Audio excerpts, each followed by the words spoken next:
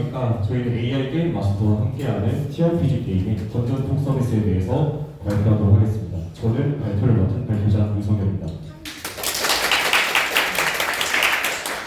먼저 팀 소개에 들어가겠습니다. 멋쟁이 사자 최고의 꽃미남 개발자 6명이 모였습니다. 저희 팀의 이름은 플라워 6입니다.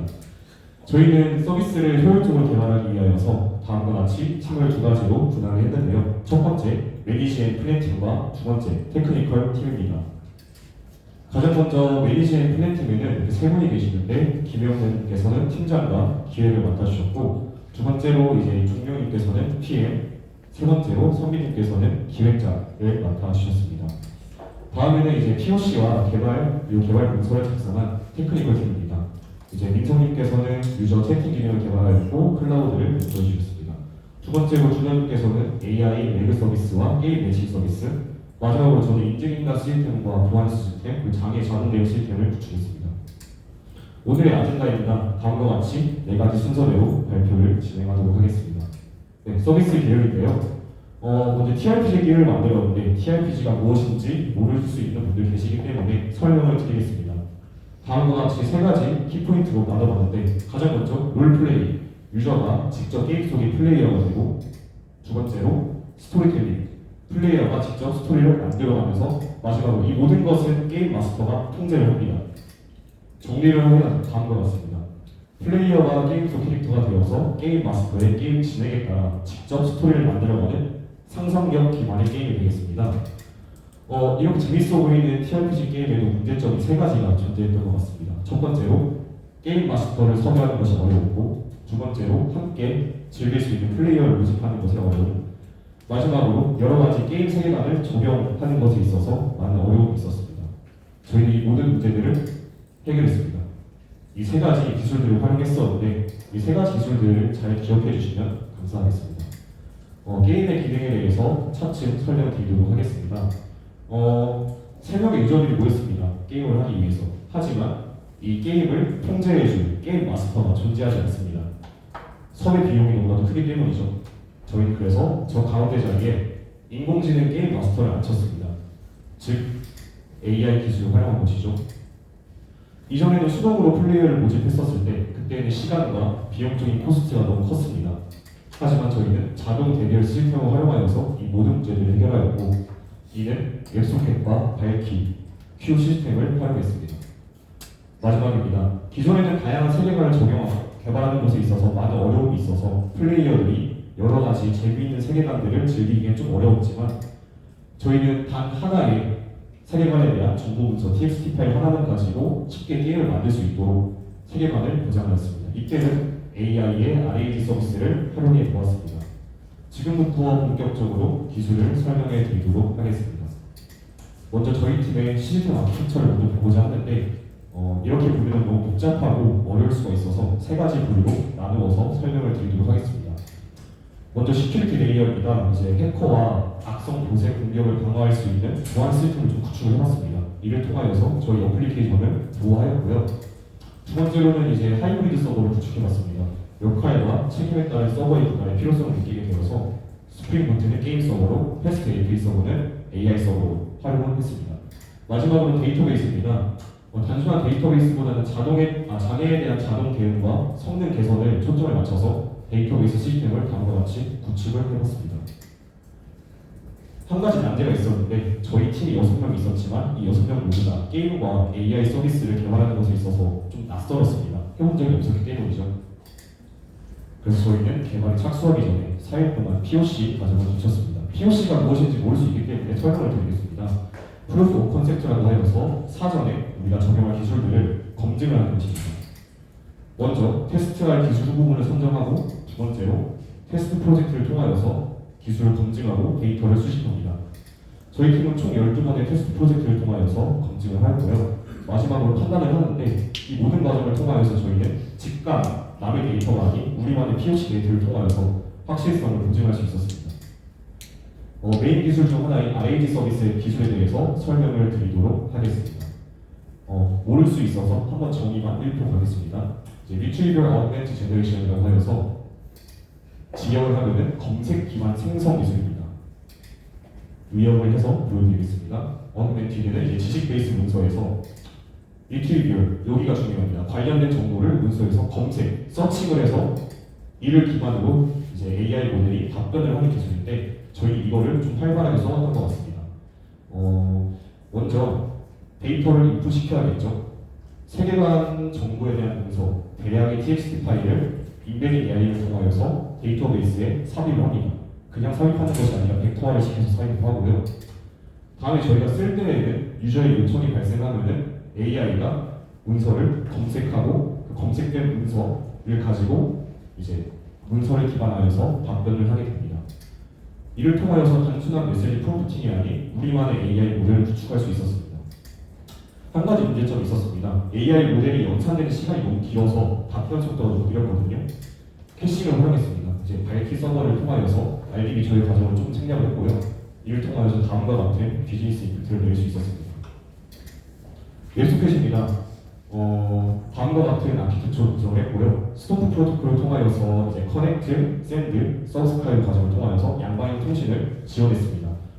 또한 채팅을 할 때 채팅방에 욕설 필터링 기능을 적용하여서 이제 욕설을 쓰는 순간 필터링되는 기능까지 넣었고요. 실시간 브로드캐스팅 부분에 대해서 설명을 드리겠습니다. 입장, 퇴장 등등 여러 가지 이벤트가 발생을 하게 된다 하면은 이제 그에 대한 이벤트들이 연결되어 있는 모든 유저들에게 실시간으로 브로드캐스팅이 되게 됩니다. 또 안정성 및 확장성 또한 확보를 했는데 세션이 종료될 때 자동으로 퇴장이 가능하도록 처리하였고 열쇠 캐시 연결 및 채팅방 입장 시에 JWT 인증을 통한 유효성 검증까지 진행을 해보았습니다. 네, 벨키라고 되어 있는데요. 그냥 레디스라고 생각을 하셔도 될 것 같습니다. 레디스의 좀 업그레이드 버전이라고 생각을 하시고 발표를 들어주시면 좋을 것 같아요. 네, 스레드풀과 함께 레디스를 활용하여서 게임방 입장 대결 시스템을 구축을 해보았습니다. 다음과 같은 아키텍처입니다. 먼저 많은 유저들이 대기방에 들어오게 되면요. 대기방의 모집 인원은 총 3명입니다. 3명이 꽉 차게 되는 순간 이 3명을 사전에 생성된 스레드풀 세션에 플레이어들을 자동으로 입장시킵니다. 즉, 게임방에 입장을 하는 것이겠죠. 게임이 끝나면 세션이 종료됨으로써 이제 스레드풀 상태는 대기로 전환이 됩니다. 다음과 같은 이제 효과를 얻을 수 있었고 이제 캐시와 세션 서버를 분할했었거든요. 이 대해서도 말씀을 드리겠습니다. 저희 발키 인스턴스를 다음과 같이 좀 활발하게 이용을 해봤습니다. 이렇게 모든 것들을 하나의 인스턴스에서 관리를 하게 된다 하면은 많은 문제점들이 발생을 하게 되겠죠. 그래서 저희는 세션과 캐시 이 두 가지를 나누어서 초기 설정에 대한 차별성, 운영과 관리 방식에 대한 확실한 차이를 부여했습니다. 다음과 같이 이제 세션 발키 서버와 캐싱 발키 서버를 분할하여서 최적화를 진행을 해보았습니다. 또 마지막으로 세션 서버 장애에 대해서 자동으로 대응할 수 있는 시스템을 구축을 해보았습니다. 만약 여러분들께서 개발자로서 한번 가정을 해봅시다. 세션을 담당하는 발키 서버에 장애가 발생을 하게 된다면 어떤 문제가 발생하게 될지에 대해서 한번 생각을 해보시고 들어주시면 좋을 것 같은데 시간이 없기 때문에 제가 답을 먼저 드리자 하면은 게임을 하고 있는 모든 유저들이 강제로 로그아웃을 당하게 됩니다. 대참사가 일어나죠. 화난 유저들이 이제 다시 동시다발적으로 동시에 로그인 API를 호출하게 됩니다. 그럼 이제 인증 서버 또한 과부하가 되겠고, 즉 서비스 전체적인 위험으로 이어질 수 있겠죠. 발키 서버의 장애는 즉 서비스 전체의 장애입니다. 그래서 저희는 세션 서버의 고가 형성 확보의 필요성을 느끼게 되어서 다음과 같은 전략을 활용하여서 개발자의 개입이 없는 장애 자동 대응 시스템을 구축해봤습니다. 다음과 같은 아키텍처입니다. 먼저 이쪽에 보시면은 이제 프라이머리 세션과 이제 리플리카 세션이라고 생각하시면 될 것 같아요. 마스터 슬레이브라고 저희가 흔히들 아는 그런 구조인데 언어가 바뀌었기 때문에 프라이머리, 리플리카라고 설명을 하도록 하겠습니다. 프라이머리 세션에서 장애가 발생을 합니다. 그럼 가운데에 있는 센티널 그룹에서 장애를 감지하고 주관적인 다운을 선언을 합니다. 그 다음에 이 센티널 리스폰스들이 투표를 통하여서 서버가 다운되었는지 아니면 정상적인지에 대한 선언을 합니다. 이제 객관적으로 다운이 되었다고 선언을 하였다고 가정을 하고 그 다음 단계로는 리플리카를 프라이머리로 승격을 시킵니다. 이를 통하여서 세션 서버가 다시 정상적으로 가동을 하게 되고요. 즉 개발자의 아무런 개입이 없는 자동 장애 대응 시스템을 구축할 수 있었습니다. 영상을 시연하고 가도록 하겠습니다.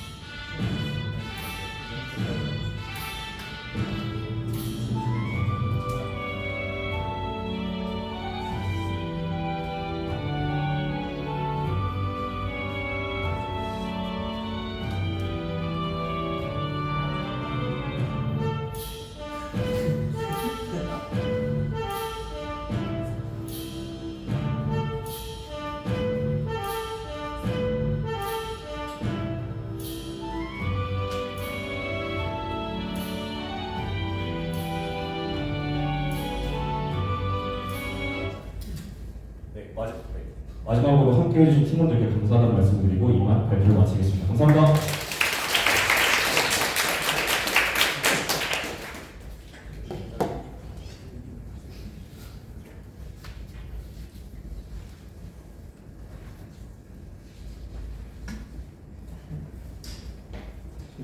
Q&A 진행하겠습니다. Q&A 시간인데 심사위원분들께서 이제 말씀해 주시면 될 것 같습니다. 일단 TRPG라는 게임을 AI를 활용해서 해결하려고 했던 그런 기술적 스킬들 그런 부분들을 아주 흥미롭게 잘 봤었던 것 같고요. 이 AI로 구축하다 보면 결국 할루시네이션이 생길 수밖에 없는데 그런 할루시네이션을 어떻게 좀 감지하고 통제할 수 있을지에 대해서 좀 고려한 점이 있는지 말씀해 주시면 감사하겠습니다. 이 부분은 이제 개발한 담당자가 설명을 하는 게 좋을 것 같다고 생각해서 마이크를 특수하겠습니다.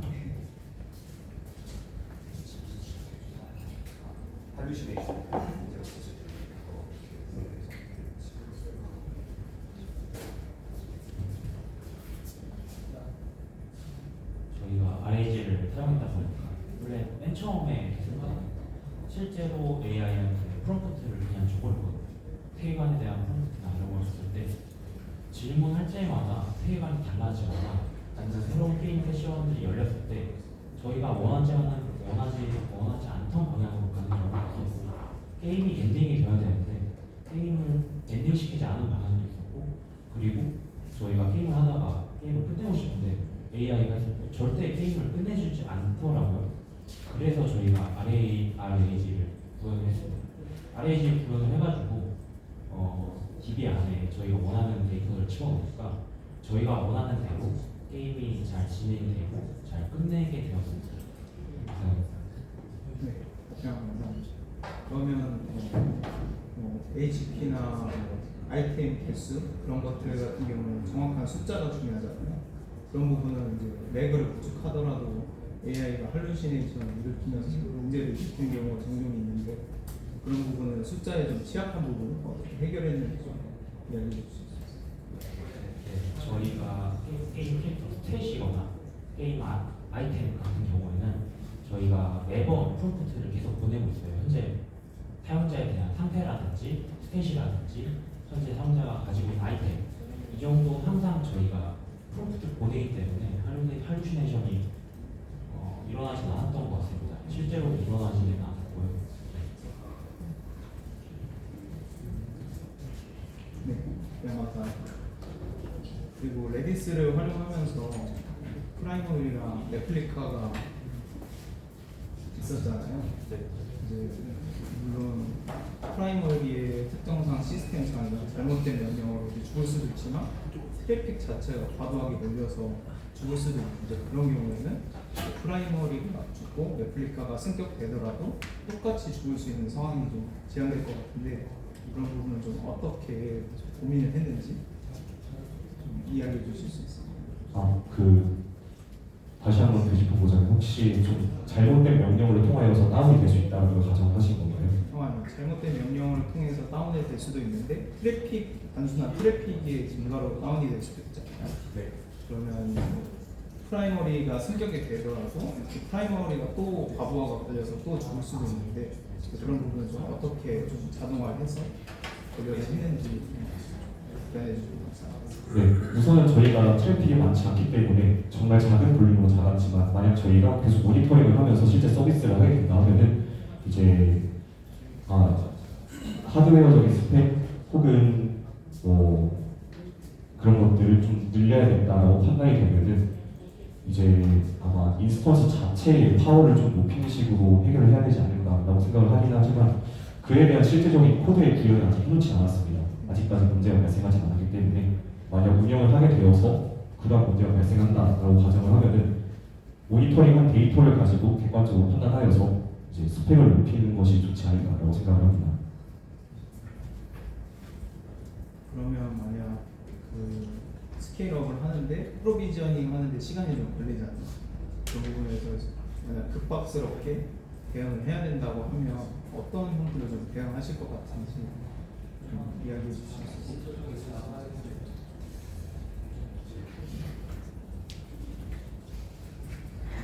우선 이렇게 구축이 되어 있는 시스템에서는 바로 자동적으로 장애가 제어되긴 어려울 것 같습니다. 왜냐하면 사실 리드 앤 라이트를 분할하지 않았기 때문에 하나의 인스턴스에 모든 게 몰릴 수 있다고 가정을 하지만, 근데 만약에 정말 하나의 인스턴스에 너무나 많은 게 몰린다라고 이제 저희가 판단이 되면은 이제 리드와 라이트를 저희가 설정할 수 있잖아요. 권한을 하나에서는 이제 리드와 라이트까지를 허용을 하고 나머지 다른 인스턴스에는 리드만 허용할 수 있도록 아마 추후 개발자가 직접 손을 대야 될 것 같습니다. 그냥 감사합니다.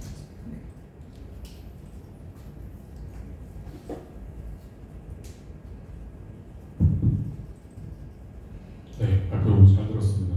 일단은 커밋 수 같은 걸 봤을 때도 460회도 굉장히 많이 커밋을 하셨고, 그다음에 뭐 템플릿 같은 것들도 관리가 잘 돼 있고, 그다음에 CI/CD 구성 같은 것들도 되어 있더라고요. 그래서 그런 부분은 좀 잘 진행된 것 같고, 아까 처음에 시작할 때 이제 POC를 굉장히 여러 개를 진행하셨는데 뭐 어떤 주제들이 있었는지, 그리고 이 주제를 선택하게 된 뭔가 이유 그런 게 있으면 좀 설명해 주시면 좋을 것 같습니다. 네. POC를 총 12번을 테스팅했습니다. 실제로 그래서 리포지토리 들어가면은 POC 프로젝트가 12개가 있는데 POC 했던 대상들을 좀 말씀드리자 하면은 웹플럭스를 좀 사용하고자 했습니다.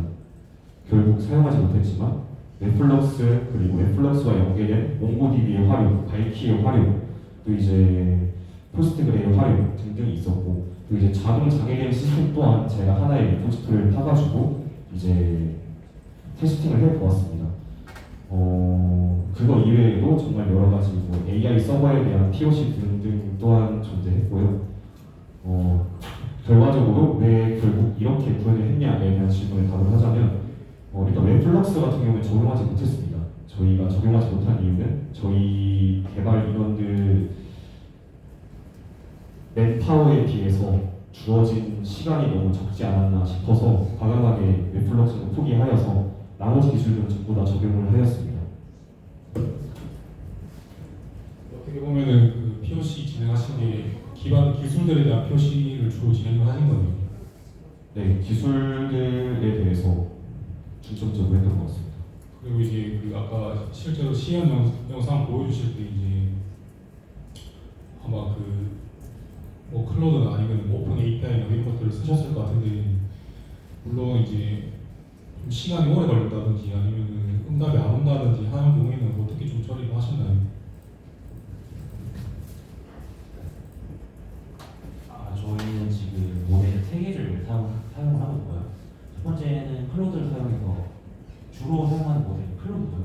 클로드가 오류가 났을 때는 딥시크, 그리고 딥시크가 오류가 났을 때는 오픈AI를 사용해가지고 하나 서버가 다운이 돼도 다른 걸로 변경할 수 있게 유동적으로 구현해 놓았습니다.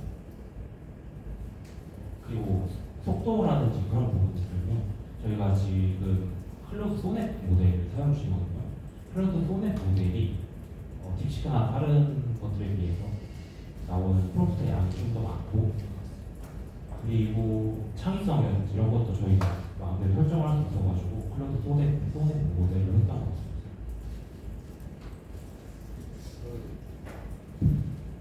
조금 더 이어서 질문을 드리면 그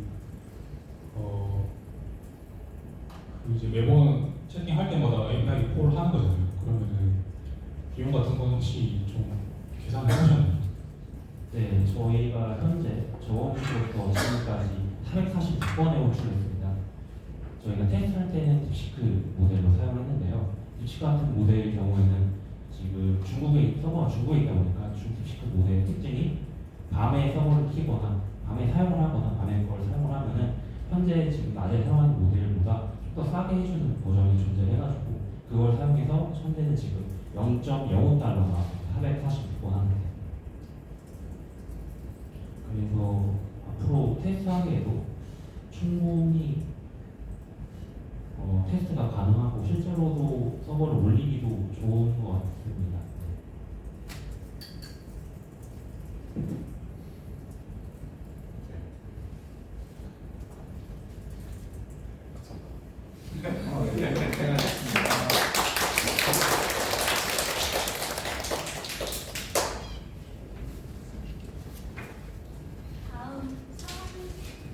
파이팅.